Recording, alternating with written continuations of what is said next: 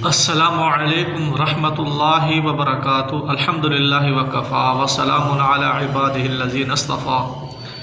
اعوذ باللہ من الشیطان الرجیم، بسم اللہ الرحمن الرحیم۔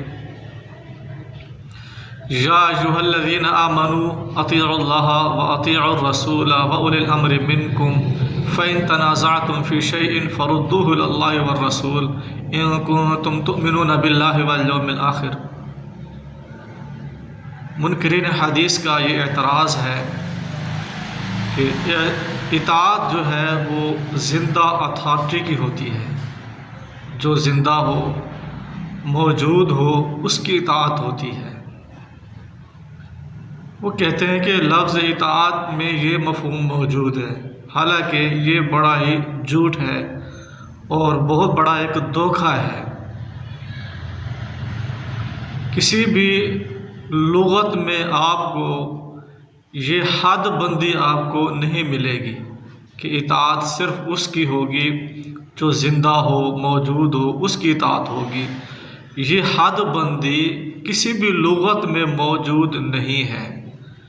یہ بذات خود منکرین حدیث نے ایک ہوا اڑایا ہے، لوگوں کو دھوکہ دینے کے لیے، لوگوں کو گمراہ کرنے کے لیے انہوں نے یہ عمل اختیار کیا ہے۔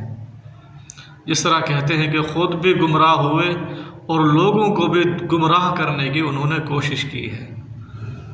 آئیے قرآن مجید سے اس کو سمجھتے ہیں اور جو ہے تاریخ اسلام سے اس کو سمجھتے ہیں۔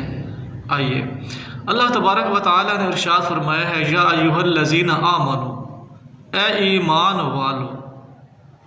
اب تمام مسلمان اس بات کو سمجھ سکتے ہیں کہ یہ خطاب آمنو اس وقت بھی تھا جس وقت یہ قرآن مجید نازل ہو رہا تھا۔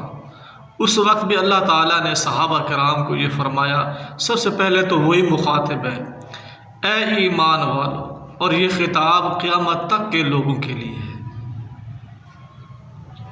اگر نبی کریم صلی اللہ علیہ وسلم کی اطاعت اللہ کے نبی کی زندگی تک محدود ہوتی تو اللہ تعالیٰ یہ فرماتا، یا ایھا الذین آمنوا اطیعوا اللہ، صرف یہ فرما دیتا۔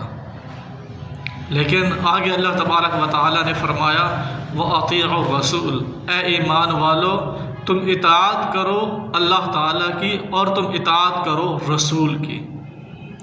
اب یا ایھا الذین آمنوا، یہ خطاب کن لوگوں تک ہے، اس کی حد بندی کیا ہے؟ آپ بھی سمجھ سکتے ہیں یہ خطاب صحابہ کو بھی اس وقت تھا، ہم کو بھی یہ خطاب ہے، اور آنے والے لوگ جو ہیں قیامت تک جتنے بھی لوگ مسلمان مومن ہوں گے، ایمان لے آئیں گے، سب کو یہ خطاب ہوگا، اللہ تعالیٰ کی طرف سے یہ حکم ہوگا۔ اگر نبی کریم صلی اللہ علیہ وسلم کی اطاعت عارضی تھی، اس وقت تھی، اب نہیں ہے، پھر اللہ تعالیٰ یا ایھا الذین آمنوا والا صیغہ نہ اختیار فرماتے ہیں۔ تو اس سے یہ واضح ہو جاتا ہے، قرآن مجید سے یہ ثابت ہو جاتا ہے کہ نبی کریم صلی اللہ علیہ وسلم کی اطاعت فرض ہے، لازمی ہے اور قیامت تک کے لیے ہے۔ یا ایھا الذین آمنوا، اے ایمان والو، اطیعوا اللہ، تم اطاعت کرو اللہ تعالیٰ کی، وَأَطِيعُوا الرَّسُولَ، اور تم اطاعت کرو رسول کی۔ اللہ تعالیٰ کی اطاعت کیسے ہوگی؟ یقینی بات ہے، اس کا ذریعہ بھی نبی کریم صلی اللہ علیہ وسلم ہے۔ اللہ کے نبی کریم صلی اللہ علیہ وسلم کے ذریعے سے ہی ہم کیا ہے، اللہ تعالیٰ کی اطاعت کر سکتے ہیں۔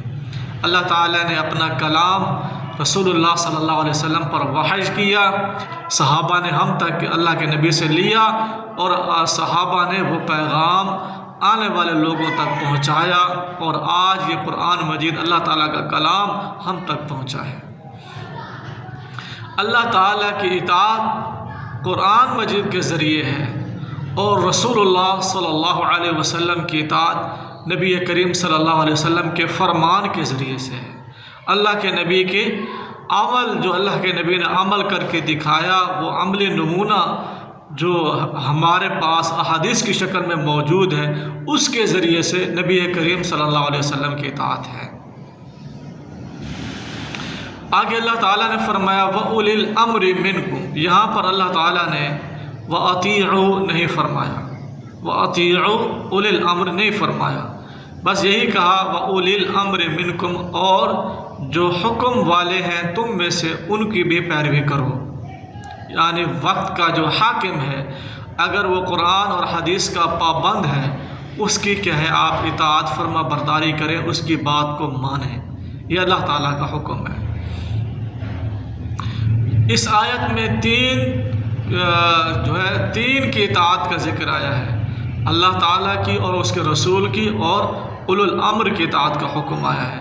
آگے اللہ تعالیٰ نے فرمایا فَإِن تَنَازَعْتُمْ فِي شَيْءٍ، اگر تمہارا کسی معاملے میں تنازع ہو جائے، اختلاف ہو جائے، جھگڑا ہو جائے، تو اس کا حل کیا ہے؟ فَرُدُّوهُ إِلَى اللَّهِ وَالرَّسُولِ، تو تم نے لوٹانا ہے اللہ اور اس کے رسول کی طرف۔ تو اس سے یہ بھی واضح ہو جاتا ہے قرآن اور حدیث جو ہے یہ دونوں اختلاف کا حل ہے۔ اختلاف اگر ہو جائے تو اس کا حل کیسے کیا جائے گا؟ قرآن اور حدیث کے ذریعے سے۔ تو اس سے یہ بات واضح ہو جاتی ہے حدیث جو ہے یہ اختلاف کا سبب نہیں ہے۔ بعض لوگ منکرین حدیث جو ہے وہ کہتے ہیں کہ حدیث کو ماننے سے اختلاف پیش آتا ہے، اختلاف واقع ہوتا ہے۔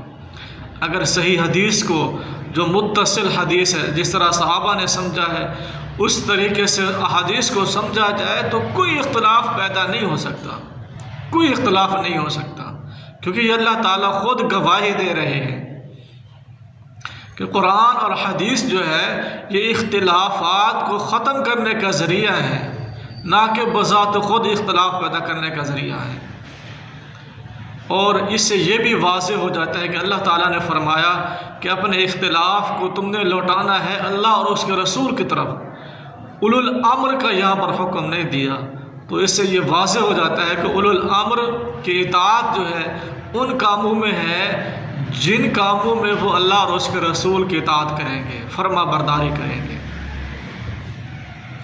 اور بعض منکرین حدیث جو قرآن کے بھی محرف ہیں، قرآن کی بھی تحریف کرتے ہیں، اپنی رائے داخل کرتے ہیں، اپنا مفہوم پیش کرتے ہیں، نہ صحابہ نے وہ مفہوم بیان کیا، نہ تابعین نے، نہ کسی امت نے کیا ہے اس میں اپنا مفہوم اس طرح کا بیان کیا جس طرح وہ خود بیان کرتے ہیں۔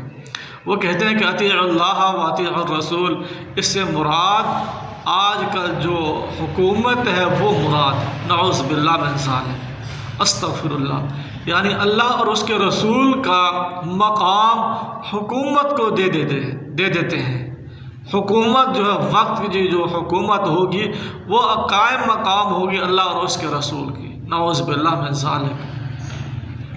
حالانکہ یہاں پر اگر یہ دیکھا جائے واضح ہو جاتا ہے کہ اولو الامر الگ اللہ تعالیٰ نے بیان فرمایا، وہ جو ہے اطیعوا اللہ و اطیعوا الرسول میں شامل نہیں ہے۔ اور یہ بھی واضح ہو جاتا ہے اس آیت سے کہ اولو الامر سے جو وقت کے جو حاکم ہیں ان سے اختلاف ہو سکتا ہے، کسی معاملے میں اختلاف ہو سکتا ہے، تو اللہ اور اس کے رسول سے اختلاف نہیں ہو سکتا۔ جو بدبخت انسان اللہ اور اس کے رسول سے اختلاف کرتا ہے وہ تو ایمان سے ہی خارج ہے، وہ تو ایمان سے ہی نکل جاتا ہے۔ تو اس سے یہ بھی واضح ہو جاتا ہے یہ ان کا من گھڑت ایک مفہوم ہے جو اللہ کی طرف منسوب کرتے ہیں، اللہ تعالیٰ پر جھوٹ بولتے ہیں، کلام اللہ کی تحریف کرتے ہیں، جس طرح اہل یہود کیا کرتے تھے اپنی خواہشات کی پیروی کرنے کے لیے، وہ بھی اللہ تعالیٰ کی کتاب کو تبدیل کیا کرتے تھے، اور یہی کام منکرین حدیث کرتے ہیں۔ تو اس آیت سے یہ واضح ہو جاتا ہے اطیعوا اللہ الگ ہے اور اطیعوا الرسول الگ ہے، اور اولو الامر یہ الگ ہے۔ تو ہمیں چاہیے ہم قرآن مجید کو اور احادیث رسول کو اپنائیں۔ نبی کریم صلی اللہ علیہ وسلم نے سچ فرمایا تھا، لوگوں میں تمہارے درمیان دو چیزیں چھوڑ کر جا رہا ہوں، جب تک تم ان دو چیزوں کو تھامے رکھو گے، پکڑے رکھو گے، گمراہ نہیں ہوگے۔ ایک اللہ تعالیٰ کی کتاب، دوسری میں اپنے سنت کو چھوڑ کر جا رہا ہوں۔